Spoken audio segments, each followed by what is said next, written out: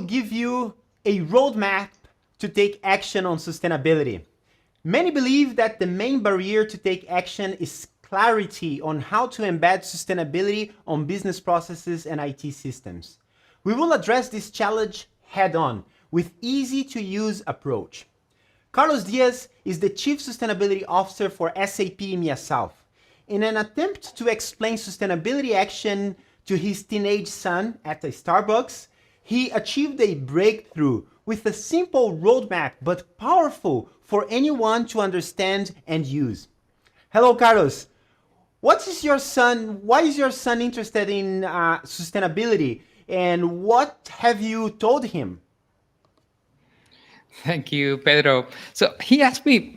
We were preparing a math exam, as you mentioned, in a coffee shop, and he made three very simple questions. Why are companies so obsessed with sustainability now? Because he can hear me in the calls talking to customers, and he can see what I do every day now that we're semi-confined. And that was his first question. What is happening now? Why is this such a hot topic? The second question is, okay, we're here at the coffee shop and I'm having this product. How can I know if this is sustainable? And do we have to pay more for this product because it's sustainable, or is it cheaper because it's sustainable? And the third question that he asked me during the conversation was, whatever this company is doing, this coffee shop is doing, is it what I want as a consumer? I like this coffee shop, but is it what I want? How do they know what I want? So we built a system to answer these simple questions. Well, and now we have Stamatia and also Adriana in the conversation, and probably what you explained your son will help all of us to have a very practical way to use sustainability. What do you think, Stamatia and Adriana? Yes, of course. I would really like to hear everything that Carlos has to say. Wonderful. Very smart questions from your son, Carlos. He just wants to know, like all of us. So, Carlos, why don't we jump in and you tell us the framework that you have put together and why that is important for the business leaders that hear us? Very well. Let's go for it. It's very simple. You're gonna see that we're gonna cover in 3 minutes. The first question that my son asked is what is happening, and you see there in the x-axis compliance and accountability. So that is what is happening now. Some months ago, some years ago, there were some corporations doing some very good inroads in sustainability, but it was out of their good heart or out of their reassurance that they needed to do something in terms of sustainability. There was not a big body of legislation coming up to fill in a gap and to oblige all companies to do something meaningful and to have milestones and dates and to enforce these changes. And this is the thing that is happening in the market right now. It's not just a handful of companies doing something. It's all of the companies obliged to do something by due dates. That's the first question. And that's the compliance side of things. The second thing is the question that my son was asking me is, are we going to pay more for this product because it's sustainable, or because it's sustainable, you have done some savings in consuming less water or consuming less energy or in using less landfill, and we're going to save, the company saving money. That's the efficiency side of things. And this is the sustainability 2.0 world in which we're going to see that because those companies are saving all those resources and because they are also accessing to cheaper financing, the green products are going to be cheaper. And that's the expectations of the consumer, that green products are cheaper than non-green products. And that's sustainability 2.0. And the last question is how do they know what I want? Why do they announce things like they're going to be carbon neutral, or they follow the Paris Agreement or the SDGs? Is that relevant for me? Don't try to figure that out. If you're a company, just go and ask your consumers what they want. And this is the dimension of innovation and desirability. And as we will see how this graph builds up, we're going to start with exactly those components: compliance and accountability to maintain your license to operate, efficiency and profitability to improve your competitive edge and build better, safer, and cheaper sustainable products. And last but not least, using innovation and gathering information about your customer to make sure that whatever you do in terms of sustainability meets their requirements and expectations. Well, I think it begs a question here for Stamatia and Adriana. Do you have a favorite? So if you have to focus in one of those areas, what would that be for you? I like the efficiency in the terms that in the future someone could buy a green product that would be cheaper. But I believe that all the three together should be combined. What about you, Adriana? I like all of them. Some of them are necessary and mandatory, like compliance. Efficiency is not mandatory, but you should go there if you want to be more profitable and increase your margins. And innovation, of course, if you want to lead, you need to be there.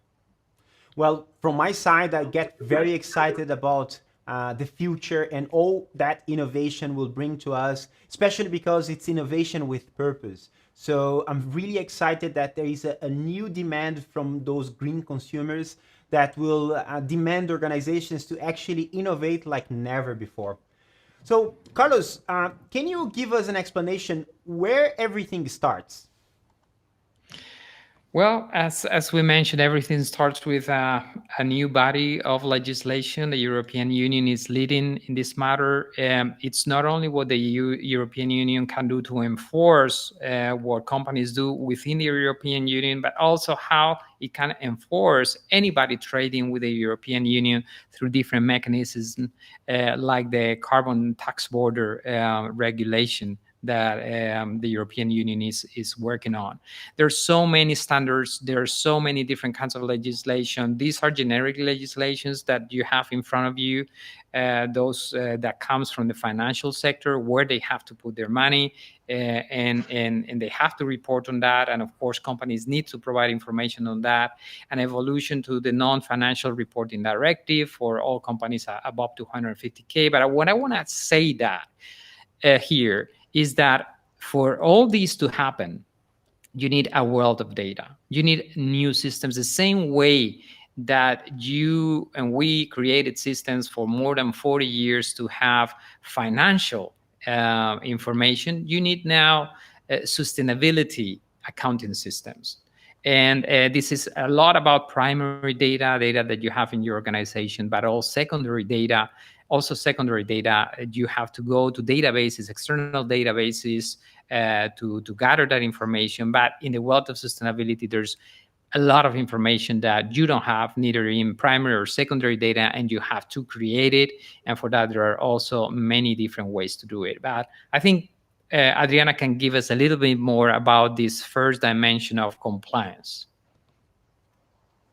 Yes, thank you, Carlos. Can you please also share the slides, Pedro, that I prepared, just to have an overview? So some of our colleagues at SAP Insights have been looking at what forces are motivating companies to take action to improve planet's environment.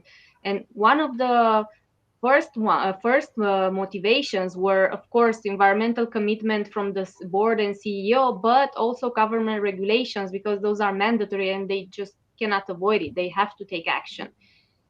So if we look at what is happening all over the world, for example, Europe is one of the most highly regulated regions in the world, and we have some sustainability disclosures here, like non-financial reporting disclosure. This is a bit older, from 2014, and covers around, as you can see, 11,000 companies in Europe.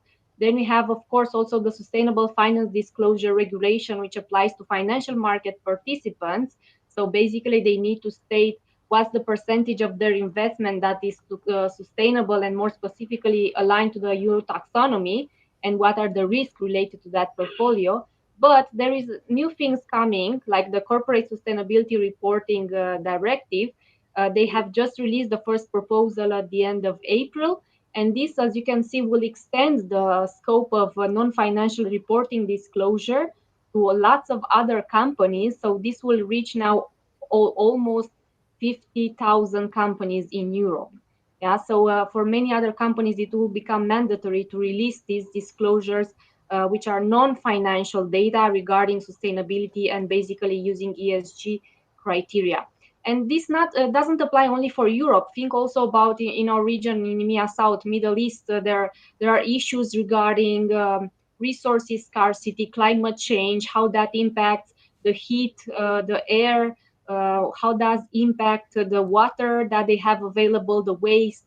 So there are lots of concern over there growing, and they are implementing sustainability practices in their development strategies. And the same applies for Africa, where there's a lot of development going on. So new regulations and new EHS compliance regulations will definitely come into place to cover those regions as well.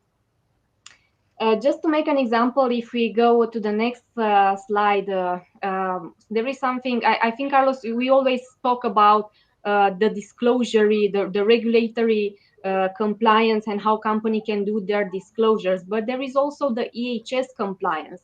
And this is really a lot. And it depends a lot on the region. There are international regulations, but there are also very specific regulations to specific countries, specific regions.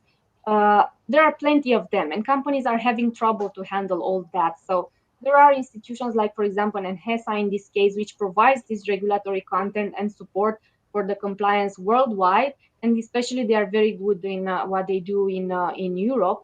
And these are also integrated with our system, so they can have directly in their systems what are the regulatory content and how they measure emissions, see if they reach the targets, and handle any incident which makes them go beyond the targets. All right. Yes, and I think Adriana is touching two very important points that are critical for the success or putting together any sustainability system. First is accessing data, and we address that with what it's called the LCI databases. Stamatia knows a lot about this. But also what are the regulations and the compliance points that you have to go after, and players like NHESA, the one that Adriana was referring to, are also very, very necessary components. So basically what we want to say is, okay, this is not just a problem, the challenge for you to have a sustainability accounting system, but we hold your hand, and here are the solutions to make it happen, and the sources of information, the sources of regulation that you have to take into account to make sure that you can report scope 1, 2, and 3, and no matter what standard you're referring to, you can comply with. So we have been so far through that journey into the license to operate, the intersection of accountability and compliance. If we go one level next, we will have the ability to create a competitive edge, which is in the intersection of profitability and efficiency. So Stamatia, can you walk us through in that area? Of course. In 20 years from now, the typical firm that is focusing on the financial return will not exist. This is what we are reading in reports and statistics. Things has changed in the market. We have seen consumers that are willing to pay more for sustainable products, investors that are willing to do business with the companies that are following ESG. The regulations that Adriana and Carlos mentions that companies should follow, and especially the biggest companies. And also the governments, we have seen the governments that are putting more and more restrictions and regulations to their cities. But we are not yet there. according to statistics from MIT, the 90% of executives believe that sustainability is important, but only the 60% are implementing sustainability into the business models. And 24%, they regard sustainability as a competitive advantage. So there is a lot of work to be done. So I would like to mention some things of what also Carlos mentions before. Does sustainability require cost? Actually, in the last decades, yes, it could require cost from companies.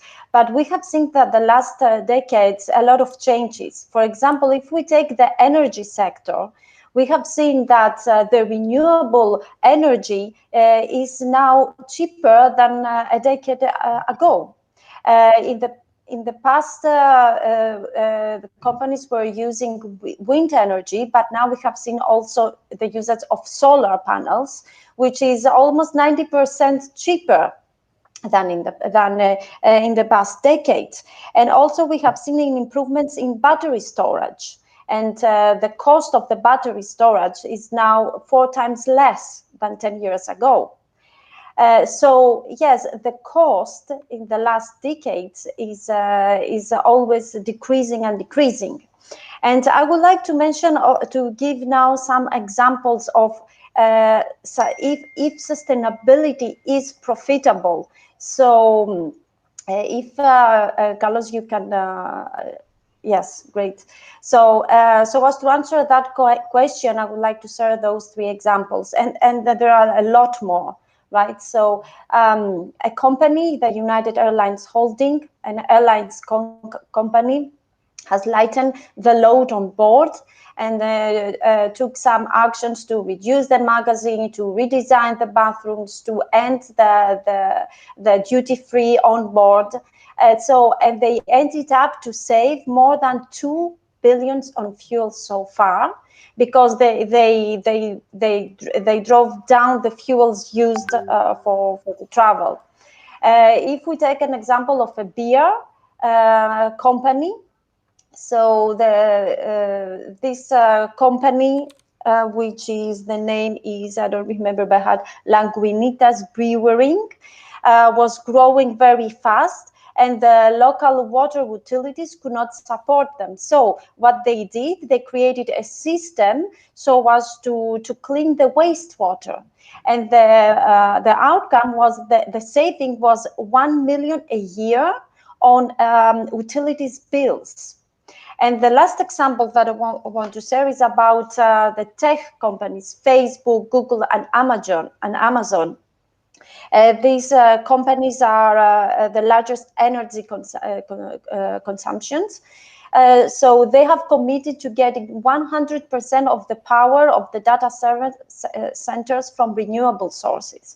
And because the renewables now are cheaper than fossil fuels, they ended up of saving 10% of their utility bills. So we can see only for those 3 examples that by following the triple bottom line, people, planet, and profit, companies actually can save a lot of money. And this is what Carlos had mentioned, that in the future we will see the green products to be cheaper than the products that we have that are not green. Wow, that's fantastic. Is that true, Carlos?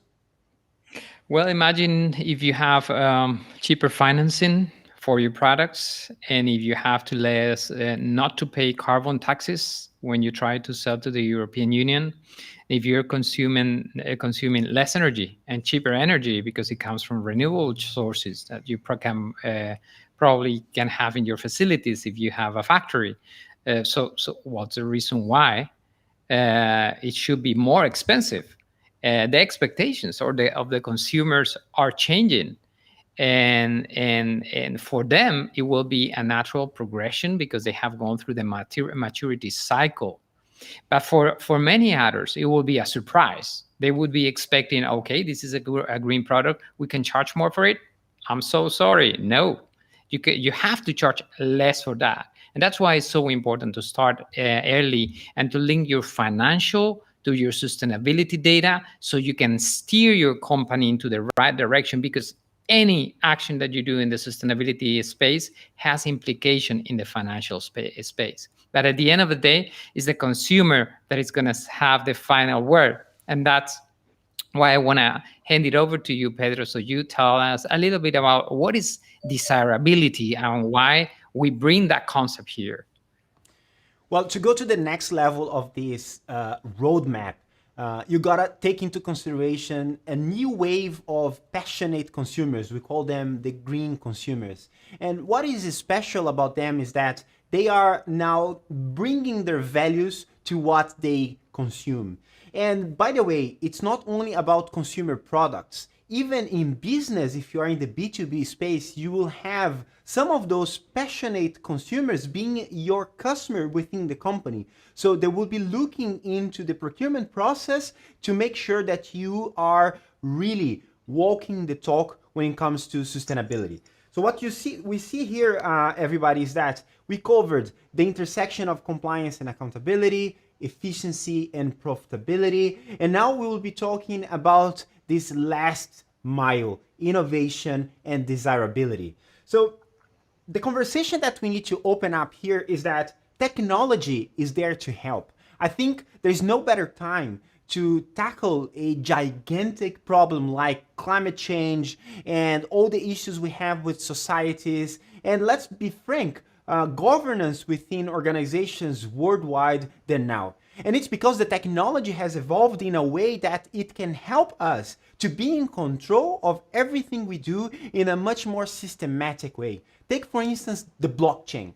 A blockchain can be used to give you transparency. And when it comes to sustainability, what consumers are expecting from you is the maximum transparency. And not only them, we spoke about in compliance that governments is expecting that level of transparency from you as well. So the combination of data from blockchain that you can trace back materials and everything that you do all the way through this origination will give a level of perception to the consumers that has never been there before.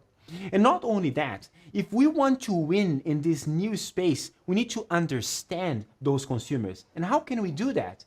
We gotta be able to bring the experience and use that experience to change our operations in real time. And it's very exciting that the experience economy is at its peak. And we can use everything about the experience economy to help the sustainability movement that is ahead of us, like Carlos said, the 2.0, that is everything about the data, but not only operational data, the experience data.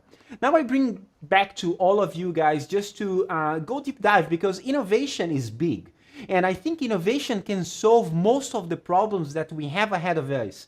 Basically, if we don't use innovation, we will face the biggest crisis of humankind. But if we take innovation properly, we will be able to actually solve this problem and have a better life for all of us and future generations to come. Is there anything else on innovation that you believe is important here? My son was asking me, Daddy, how do they know what I really want as a consumer? And innovation is an attitude more than not only technologies. It's an attitude of being hungry, of getting to know what your customers are looking for at all times, how they are reacting to a new product, to a new flavor, to a new process, to a new approach, to a new service, to a new logo, to a new motto, to a new way to do things. And that's, as you said, Pedro, is mixing the operational data with the experience data. And in that diagram, I see a clear correlation in that diagonal when you go from the operational data that you have, because you have to be compliant and accountable, to the experience data at the end, because you have to be desirable and you want to use innovation to do that. So all the way from operational data to experience data, to make sure that your sustainability actions are very well aligned with your bottom line and very well aligned with your top line, with your customers. I totally agree with. And if I can add, I was yesterday in the Ellen MacArthur summit regarding circular economy, and they were making some example of some fast-moving consumer goods initiatives that they do around sustainability. And there were lots of people in the chat commenting like, okay, but why do you give these examples? I mean, why are they producing these kind of products if we should not consume them? I mean, they should maybe start producing products that are more sustainable, that we are happy to consume, and not make available simply the ones that are not sustainable enough. So there is a lot of information coming from consumers, and we should look at that, and also how we communicate the initiatives that companies are doing, and how does that reflect in the consumer experience.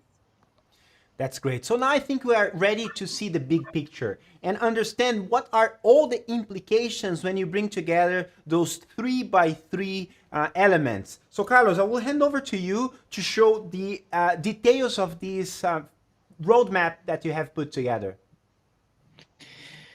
Very well. So let's go for it. Let's start with compliance. We already described how you can maintain your license to operate if you comply with all new and coming regulations. But in that journey, because this is a journey, you can go in many different dimensions. While you are being compliant, if you go up to the profitability space, you can end up having better products. Or because you comply with, for example, EU regulations, if you're producing outside the European Union, you can come to new markets, in this case to the European Union, to sell your products. So even the compliance side of things can make you more desirable, more profitable, and not only more accountable. So that's the first dimension that we have under compliance. If we now go to the second dimension of efficiency, we were talking about how you can build up your competitive edge, how in the world of sustainability 2.0, you can really create products that are cheaper for your consumers. Now, in any case, if you go down, you're gonna start saving a lot of costs, as Stamatia was explaining. It's less water, less energy, less landfill, less financing, etc., etc. But you can also transfer through higher costs, through higher prices, many of those costs to your final consumers, so you can improve your margins. That's the second dimension. And the third dimension is what innovation can bring to you. And Pedro was talking about that green consumer. I think we have also to change our mindset a little bit here, because sustainability 1.0 was for that special customer, that was the green customer. And now we are all forced to be green customers because of legislations, because of the changes in climate, because of the growing mindset in society about these topics. So this can take you to new customers that you never thought before, or you can understand that you can bundle your products with, or use really the platform economy to present your products in a different way through new channels.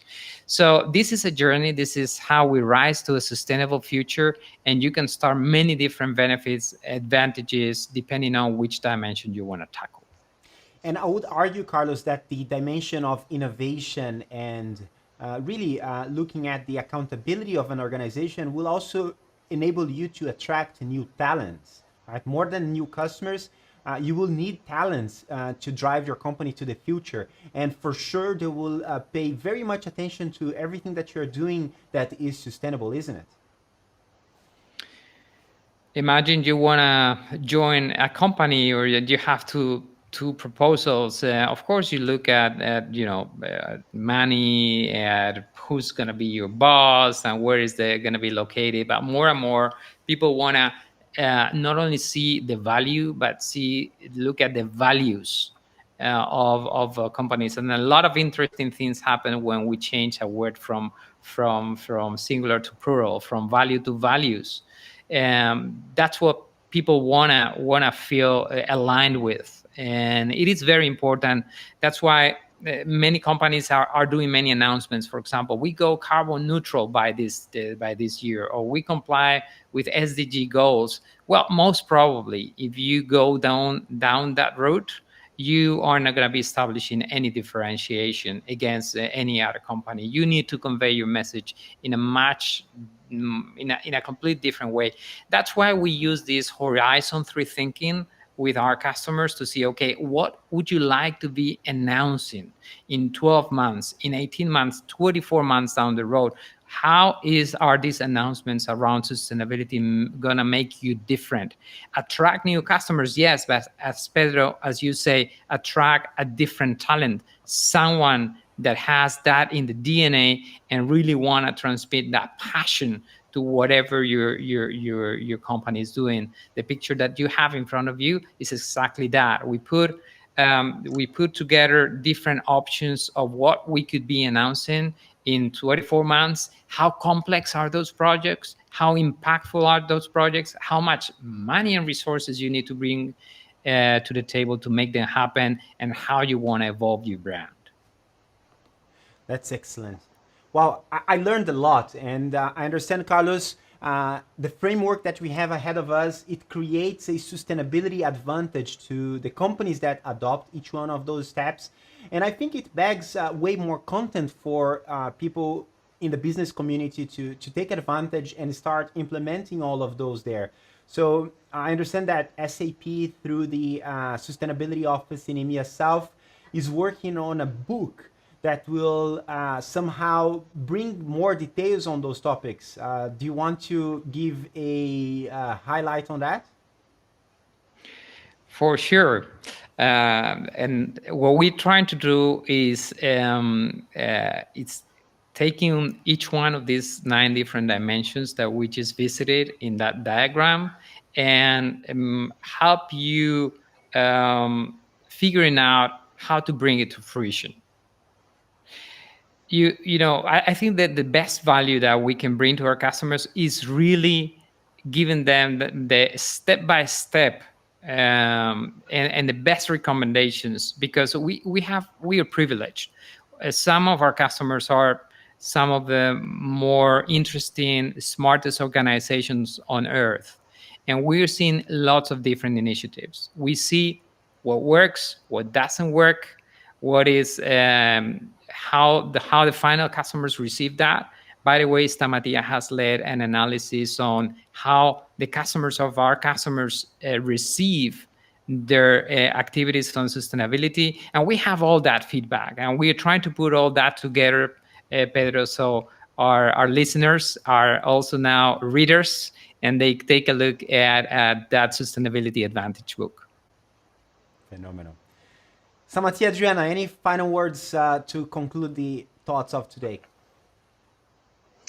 I have one more comment to add, that it's also not only the loyal employees, let's say, of the company, or the talents that will work for the company. It's also and the new jobs that will be created in the future that will be focusing on the sustainability and everything that has to do with the social and the environment.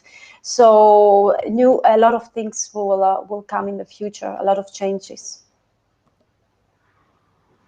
Just for me to add that companies need to understand where they stand, what's their strategy, where do they want to position themselves. Do they just want to be compliant and keep their license to operate? Do they want to reach the competitive edge and be more efficient and more profitable? Or do they want to reach the new set of consumers, the green consumers, and understand their desires and satisfied? So it's also a matter of business strategy, let's say, where they want to position themselves and how they want to lead their business. And if you want also to create a sustainability advantage for your business, I encourage you to use the QR code that is in front of you right now. We have put together several assets, white papers, videos. There is even a masterclass on sustainability that you can watch and learn from experts around the world. It's called SAP Cares. Just go with your QR code here and you will have access to the entire show.